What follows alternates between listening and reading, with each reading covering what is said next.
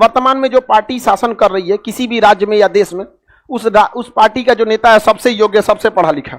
ऐसा नहीं है यहाँ पर, हमारे यहाँ भी देखिएगा ऐसे ऐसे मंत्री मिलेंगे जिससे ज्यादा पढ़े लिखे लोग हैं, होता है ना। तो ये भारत की ये सबसे बड़ी खराबी है। तो सरदार पटेल की आकस्मिक मृत्यु हो गई। अगर सरदार पटेल प्रधानमंत्री होते ना, अभी कुछ और ही होता। और यूएनओ में हम गारंटी दे रहे हैं, मुकदमा चलता, पाकिस्तान किया रहता कि लाहौर वापस कर दो।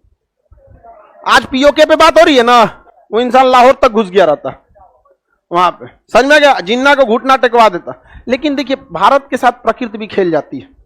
बताइए, सरदार पटेल आकस्मिक मृत्यु हो गई, समझ में आ गया कि नहीं आ गया। महात्मा गांधी मार दिया वहां पे। इंटरनेशनल लेवल पे गांधी के बात का बहुत वैल्यू था। आप भले गरिया लीजिए भारत में, बस भारत के बाहर नेतृत्व कर लेते थे महात्मा गांधी। बहुत बड़ा फिनिक्स फॉर्म की स्थापना अफ्रीका में कर दिए थे, अंग्रेजों को घुटने पर झुका दिए थे अफ्रीका में नियम बदलने के लिए। तो वर्ल्ड लेवल पे देखेंगे ना, गांधी जी का प्रभुत्व बहुत ज्यादा था। गांधी जी जब जेल में गए थे ना, तो अमेरिका का राष्ट्रपति बोला था गांधी जी को छोड़ने के लिए, पावर समझ रहे हैं। लेकिन अंग्रेजवा नहीं छोड़ा था समय पे। लेकिन हुआ क्या ना कि जैसे देश आजाद हुआ ना, एक तो विभाजन हुआ, विभाजन के बाद अच्छे नेता भी चले गए वहां पर। जैसे लियाकत अली जो थे वित्त मंत्री, वो कहां चले गए, वहां प्रधानमंत्री बन गए जाके। क्या हो गया, प्रधानमंत्री। एक तो देश का विभाजन हुआ, उसमें से बड़े बड़े नेताओं का क्या हो गया, आकस्मिक मृत्यु हो गई। 1951-52 के बाद पहले प्रधानमंत्री बने, और जवाहरलाल नेहरू को लग गया कि हमारे देश को दूसरे देशों से क्या है, खतरा है। अतः उन्होंने होमी जहांगीर भाभा को बुलाया और उन्होंने कहा कि आप बेहतरीन वैज्ञानिक हैं, आप कुछ कीजिए। तो 1954 में इन्होंने बुलाया था होमी जहांगीर भाभा को। उन्होंने कहा हमें 20 साल दे दीजिए, 20 साल में हम भारत को परमाणु संपन्न नहीं कर देंगे तब कहिएगा। तो जवाहरलाल नेहरू को लग गया कि हमें क्या करना है, 20 साल तक क्या करके रखना है, बचा के रखना है। क्या करना है, भारत को बस 20 साल तक बचा के रखना है। 20 साल बाद होमी जहांगीर भाभा क्या दे देंगे, परमाणु वैज्ञान, परमाणु बम। तो जवाहरलाल नेहरू चल गए चाइना के पास। सोचे कि हमारा लड़ाई एक गो से हो सकता है जिससे हम नहीं हट पाएंगे। उस समय हमारी स्थिति चाइना से कमजोर थी, समझा गया। अगर बात हम आंकड़ों की करेंगे तो अभी चाइना के पास हमसे बेटर इकोनॉमी है, हमसे ज्यादा वहां पे लड़ाकू जहाजें हैं, पैसा है, सैनिक है, सब कुछ है। ये बात सही है, बस हिम्मत छोड़ के उसके पास सब कुछ है, समझ में आ गया कि नहीं। लेकिन इसका मतलब ये नहीं कि आप अपने फौजियों की हिम्मत के बदौलत से उनका घर उजाड़ दीजिएगा। फौजी की भी अपनी फैमिली होती है, उनके भी बाल बच्चे होते हैं। अगर वो शहीद हो रहा है इस वजह से कि सामने वाला दुश्मन भारी पड़ रहा है तो एक बात समझ में आती है। लेकिन हमारा फौजी इसलिए शहीद हो जाए कि उसको बढ़िया बुलेट प्रूफ जैकेट नहीं मिला था, इसलिए शहीद हो जाए कि उसका गोली खत्म हो गया था, तो इसके लिए वो फौजी नहीं जिम्मेदार है, देश जिम्मेदार है। 1962 में शैतान सिंह जब चाइना को मारने निकले थे ना, चाइना वाले भाग गए थे, सब वापस लौट के आए। जानते हैं क्यों, गोली खत्म हो गई थी। शैतान सिंह जो थे वहां पर बंदूक के आगे संगीन निकला रहता, उससे मार मारे थे। बताओ ये हमारे देश का काम है। मतलब फौजी अब चाकू से मारेगा, ये उसकी हिम्मत देख सकते हैं। मार पूरा गोली लगा हुआ है, मार को, तो ये गड़बड़ है। तो नेहरू चले गए कहां पे, चाइना के पास। उनको लगा कि चाइना से एक समझौता कर देते हैं कि ना तुम हम पे हमला करोगे ना तुम हम पे हमला करो। यहां नेहरू से गलती हुआ।